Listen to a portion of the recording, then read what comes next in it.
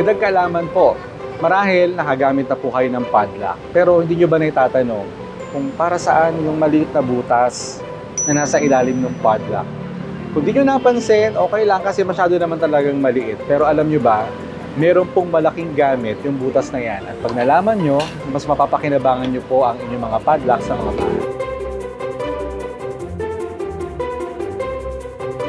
Kadalasan, ginagamit ang padlock na exposed sa iba't ibang weather condition. Kung ang padlock mo ay hindi weather resistant, maaari itong masira dahil sa iba't ibang kondisyon ng panahon tulad ng ulan. Ang maliit na butas sa padlock ay magsisilbing drain hole.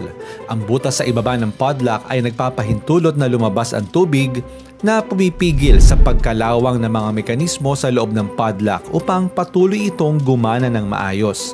Isa pang mahalagang papel ng maliit na butas sa ibaba ng padlock ay ang pagpapabuti ng performance nito. Kung ang padlock ay nakabara o hindi umiikot ng maayos ang susi, maaari kang mag-spray ng synthetic lubricant sa butas na ito. Ito ay magpapadali sa pag-ikot ng susi at pagbukas ng padlock.